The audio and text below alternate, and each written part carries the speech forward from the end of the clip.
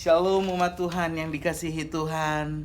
Hari ini saya akan berbicara tentang 4 rahasia memenangkan pergumulan hidup.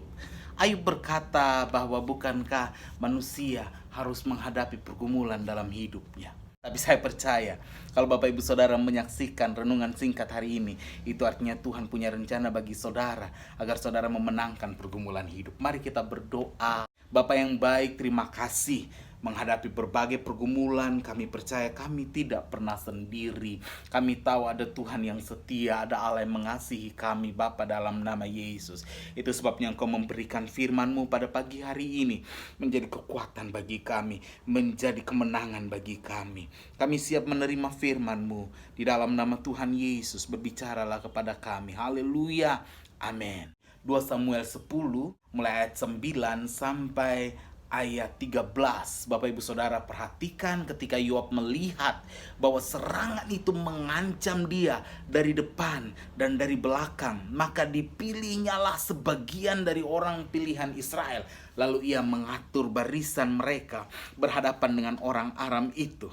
Selebihnya dari rakyat itu ditempatkannya di bawah pimpinan Abisai adiknya yang mengatur barisan mereka berhadapan dengan Bani Amon itu. Lalu berkatalah Yoab, jika orang Aram itu lebih kuat daripadaku, maka haruslah engkau menolong aku. Tetapi jika Bani Amon itu lebih kuat daripadamu, maka aku akan datang menolong engkau. Kuatkanlah hatimu dan marilah kita menguatkan hati untuk bangsa kita dan untuk kota-kota Allah kita. Tuhan kiranya melakukan yang baik di matanya. Ayat 13 ayat terakhir, lalu Yoab dan tentara yang bersama-sama dengan dia maju berperang melawan orang Aram, dan orang-orang itu melarikan diri dari hadapannya. Ibu bapak saudara, saya tidak tahu pergumulan apa yang sedang saudara hadapi hari-hari ini. Tapi yang pasti saya tahu semua orang yang hidup tidak terlepas dari pergumulan. Untuk itu Bapak Ibu Saudara, secara singkat ada 4 kunci bagaimana kita menang menghadapi pergumulan hidup ini. Yang pertama, mengenai ketaatan.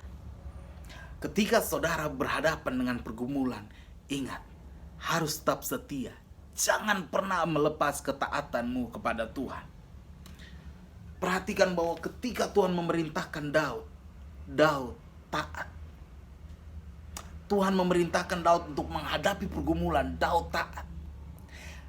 Berikutnya, Daud memerintahkan Yoab, dan Yoab taat.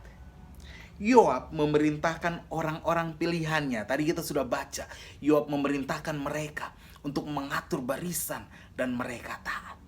Bapak Ibu Saudara, ketaatan memang tidak selalu menyenangkan hati kita. Namun yang pasti ketaatan akan selalu menyenangkan hati Tuhan, dan ketaatan akan membawa berkat. Ketaatan kita kepada firman Tuhan akan membawa mujizat, saudara. Saudara masih ingat kisah tentang ibu janda ketika Nabi Elisa datang kepadanya, mulai memerintahkan apa yang harus dia lakukan. Kemudian dia taat. Ketika dia taat kepada firman Tuhan, mujizat terjadi. Ketika saudara menghadapi pergumulan keuangan, tetapi firman Tuhan mengajarkan saudara untuk tetap memberi persepuluhan. Ketika saudara taat, ada berkat, ada mujizat finansial. Saudara, ketika saudara sakit dan firman Tuhan berkata bahwa oleh bilur-bilurnya engkau telah sembuh, dan saudara taat, tetap percaya, dan saudara tetap berdoa, maka saudara akan mengalami kesembuhan. Tetap taat. Dan yang kedua, saudara, yang tadi kita baca bahwa mereka mengatur barisan. Mengatur barisan adalah menata kembali kehidupan kita. Ketika kita taat, itu berarti kita sedang menata kembali hidup kita. Mungkin ada sesuatu dalam hidupmu yang perlu engkau tata. Ini waktu yang tepat. Datang pada Yesus, tata kembali hidup kita. Sesuaikan hidup kita dengan firman Tuhan. Ketika kita hidup sesuai dengan firman Tuhan, maka pertolongan Tuhan pasti datang. Hal yang ketiga yang perlu kita lakukan adalah saling menolong. Saudara, ketika saudara mau menghadapi pergumulan, jangan pernah berdiam diri. Saudara harus mulai menolong dia. Dengar baik, mereka yang mendengar permintaan tolong dari orang lain bertanggung jawab untuk menolong mereka. Jemaat mula-mula hidup saling tolong menolong. Saudara, saat ini mungkin saudara kuat, saudara harus menolong yang lemah. Sebaliknya, ketika saudara lemah, orang lain akan menolong saudara. Kita membutuhkan sesama kita membutuhkan komunitas. Itu sebabnya penting bagi kita untuk tertanam dalam gereja lokal. Dan yang terakhir, ibu bapak saudara, dikatakan bahwa kita harus ada kesepakatan bersama. Kita harus punya kesepakatan bersama, saling menguatkan, sepakat. Suami istri harus sepakat. Suami istri mulai berdoa bersama. Pendeta dan jemaat harus sepakat. Dalam keluarga kita harus sepakat. Pengkhotbah 4 ayat 12, dan bila mana seorang dapat dikalahkan, dua orang akan dapat bertahan. Tali 3 lembar tidak mudah diputuskan. Amin saudara. Firman Tuhan, saya akhiri dengan pembacaan firman Tuhan dalam Matius 18 ayat 18 sampai 20. Sesungguhnya apa yang kamu ikat di dunia ini akan terikat di surga, dan apa yang kamu lepaskan di dunia ini akan terlepas di surga. Dan lagi aku berkata kepadamu, jika 2 orang daripadamu di dunia ini sepakat meminta apapun juga, permintaan mereka itu akan dikabulkan oleh Bapakku yang di surga. Sebab di mana 2 atau 3 orang berkumpul dalam namaku, di situ aku ada di tengah-tengah mereka. Saudara, ketika saudara berkumpul dan mulai sepakat, maka Tuhan ada di tengah-tengah saudara. Dan hari ini saudara, mari kita sama-sama bersepakat dalam siaran ini. Kita berdoa untuk pergumulan kita. Kalau saudara mau sepakat, tundukkan kepala dan bersama-sama saya kita berdoa. Bapa yang baik, kami sudah dengar firman Tuhan. Kami sadar kami perlu Engkau.